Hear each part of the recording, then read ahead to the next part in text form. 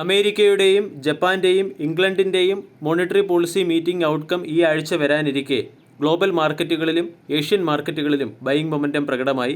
കഴിഞ്ഞ ദിവസം US മാർക്കറ്റും പോസിറ്റീവ് സൈഡിൽ ക്ലോസിംഗ് ആണ് നൽകിയത്. നാസ്ഡാക്ക് 1.03%, S&P 1.11%, ഡോ ജോൺസ് 0.41% ഉയർന്നിരുന്നു. യൂറോപ്യൻ ഇൻഡെക്സിൽ ഡാക്സ് 0.65%, CAC 1.21%, ഫഡ്സെ 1.20% ഉയർന്നു. ഏഷ്യൻ മാർക്കറ്റിൽ ബൈയിങ് മൊമെന്റം പ്രകടമാണ്. ജപ്പാന്റെ ഇൻഡെക്സായ നിക്കി 225 2.45% ഉയർന്ന് ട്രേഡ് ചെയ്യുന്നു. ഹോങ്കോങ് ഇൻഡെക്സിൽ 1%, തൈവൻ ഇൻഡെക്സിൽ 0.99%, കൊറിയൻ ഇൻഡെക്സ് 1.26% പോസിറ്റീവ് സൈഡിലാണ് ഇപ്പോൾ ട്രേഡ് ചെയ്യുന്നത്. ഇത് ഇന്ത്യൻ മാർക്കറ്റിൽ ഒരു ഗ്യാപ്പ് അപ്പ് ഓപ്പണിങ്ങിന് പിന്നിലെ പ്രധാന ട്രിഗറായി പ്രവർത്തിച്ചേക്കും. US ഫെഡ് റിസർവിൻ്റെയും ബാങ്ക് ഓഫ് ജപ്പാന്റെയും ഇൻട്രസ്റ്റ് റേറ്റ് ഡിസിഷൻ ബുധനാഴ്ചയും ബാങ്ക് ഓഫ് ഇംഗ്ലണ്ടിൻ്റെ ഇൻട്രസ്റ്റ് റേറ്റ് ഡിസിഷൻ വ്യാഴാഴ്ചയുമാണ് പുറത്തുവരുന്നത്. ബ്രന്റ് ക്രൂഡിൻ്റെ വില കഴിഞ്ഞ ദിവസം 0.17% ഉയർന്ന് $81.87 പെർ ബാരലിനടുത്ത് ട്രേഡ് ചെയ്യുന്നു. Brent crude 200-day exponential moving average റേഞ്ചിനടുത്ത് ട്രേഡ് ചെയ്യുന്നു. വീക്ക്ലി ബേസിസിൽ ഇന്ത്യൻ മാർക്കറ്റ് കഴിഞ്ഞ ആഴ്ച പോസിറ്റീവ് ക്ലോസിംഗ് ആണ് നൽകിയത്. നിഫ്റ്റി 1.76% ഉയർന്ന് 24,834 ക്ലോസിംഗ് നൽകി. ഫോറിൻ ഇൻസ്റ്റിറ്റ്യൂഷണൽ ഇൻവെസ്റ്റർ കഴിഞ്ഞ ആഴ്ച നെറ്റ് സെല്ലേഴ്സ് ആയിരുന്നു. 2,546 കോടിയുടെ സെല്ലിംഗ് നടത്തിയപ്പോൾ ഡൊമസ്റ്റിക് ഇൻസ്റ്റിറ്റ്യൂഷണൽ ഇൻവെസ്റ്റർ 2,774 കോടിയുടെ ബൈയിങ് ആണ് നടത്തിയത്. ഇനി ഇന്നത്തെ ട്രേഡിംഗ് സെഷനിൽ സ്റ്റോക്ക് സ്പെസിഫിക് ആക്ഷൻ പ്രതീക്ഷിക്കേണ്ട ചില പ്രധാനപ്പെട്ട സ്റ്റോക്കുകളിലേക്ക് കടക്കാം. ഒന്നാമത്തേത് ഇൻഡസ്ഇൻഡ് ബാങ്ക്. ഇൻഡസ്ഇൻഡ് ബാങ്കിൻ്റെ ക്വാർട്ടർലി റിസൾട്ട് പുറത്തു വന്നു. അത്ര മികച്ച പെർഫോമൻസ് അല്ല ബാങ്ക് കാഴ്ചവെച്ചിരിക്കുന്നത്. കൂടാതെ അസറ്റ് ക്വാളിറ്റി ഡിറ്റോറിയേറ്റ് ആവുകയും ചെയ്തു. ഗ്രോസ് NPA 1.92% നിന്നും 2.02% ക്വാർട്ടർ ടു ക്വാർട്ടർ ഉയർന്നു. നെറ്റ് NPA 0.57% നിന്നും 0.6% ഉയർന്നു.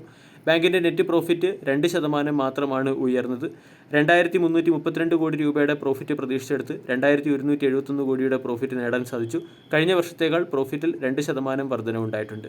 നെറ്റ് ഇൻട്രസ്റ്റ് ഇൻകം 4,867 കോടിയിൽ നിന്നും 5,408 കോടിയിലേക്ക് ഉയർന്നു. 11% വർധനവ് നെറ്റ് ഇൻട്രസ്റ്റ് ഇൻകത്തിൽ വന്നിട്ടുണ്ട്.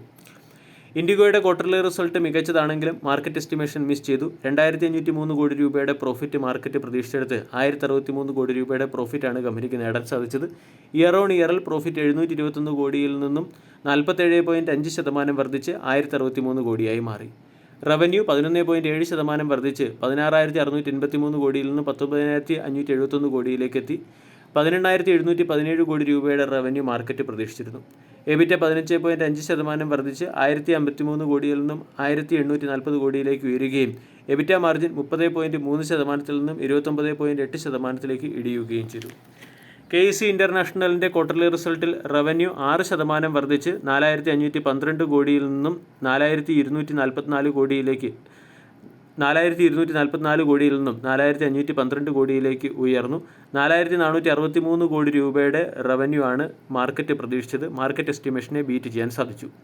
കൂടാതെ 70 കോടി രൂപയുടെ പ്രോഫിറ്റ് പ്രതീക്ഷിച്ചെടുത്ത് 88 കോടി രൂപയുടെ പ്രോഫിറ്റ് കമ്പനി നേടുകയും പ്രോഫിറ്റ് 42 കോടിയിൽ നിന്നും 88 കോടിയിലേക്ക്, അതായത് 409% ഉയരുകയും ചെയ്തു. എബിറ്റ മാർജിൻ 22 ബേസിസ് പോയിന്റ് ഉയർന്ന് 5.76% നിന്നും 5.9% ഉയർന്നു. എബിറ്റ 10.5% വർദ്ധിച്ച് 244 കോടിയിൽ നിന്നും 270 കോടിയിലേക്ക് ഇംപ്രൂവ് ആയി. സനോഫി ഇന്ത്യയുടെ ക്വാർട്ടർലി റിസൾട്ട് മോശമാണ്. കമ്പനിയുടെ റവന്യൂ 9% ഇടിയുകയും പ്രോഫിറ്റ് 16% ഇടിയുകയും ചെയ്തു.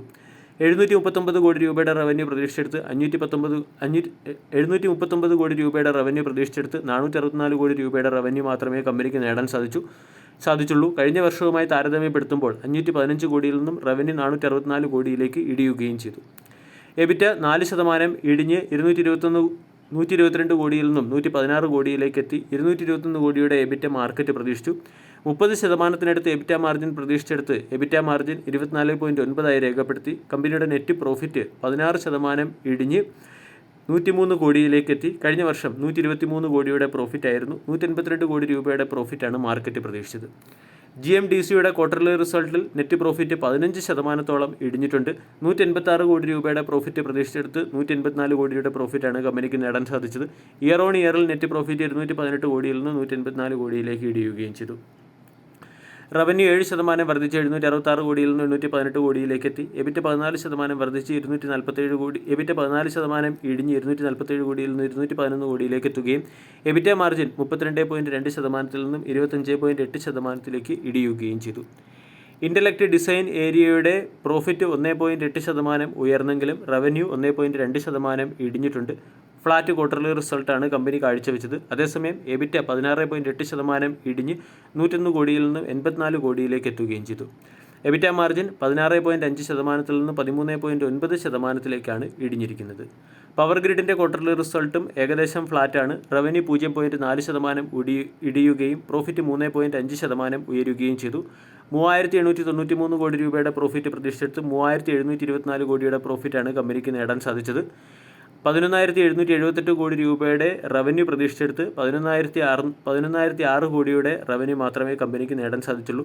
എബിറ്റ മാർജിൻ 87.6%-ൽ നിന്നും 87.2%-ലേക്ക് ഇടിയുകയും ചെയ്തു.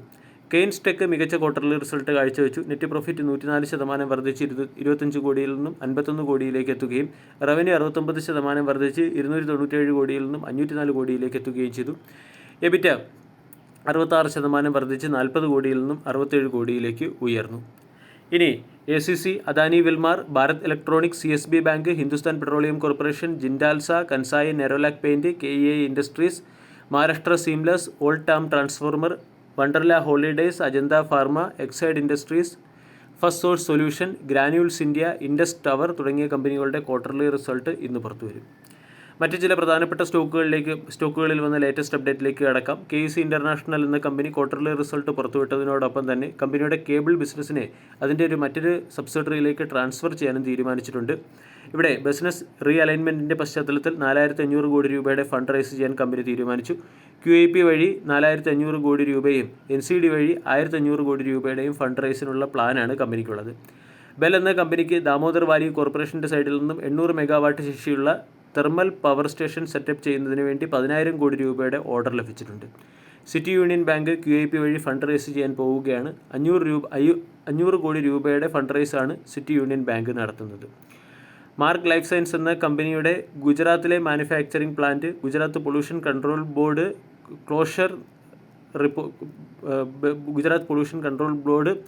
ക്ലോഷർ നോട്ടീസ് നൽകിയിട്ടുണ്ട്. ഇത് ഗ്ലെൻമാർക്ക് ലൈഫ് സയൻസിനെ സംബന്ധിക്കുന്ന നെഗറ്റീവ് അപ്ഡേറ്റ് ആണ്.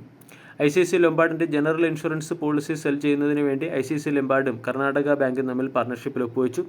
മാരുതി സുസുക്കി എന്ന സ്റ്റോക്കിനെ ശ്രദ്ധിക്കാവുന്നതാണ്. 779 കോടി രൂപയുടെ income tax demand Maruti Suzuki എന്ന കമ്പനിക്ക് വന്നിട്ടുണ്ട്. വീഡിയോ എല്ലാവർക്കും ഇഷ്ടമായി എന്ന് വിശ്വസിക്കുന്നു. താങ്ക്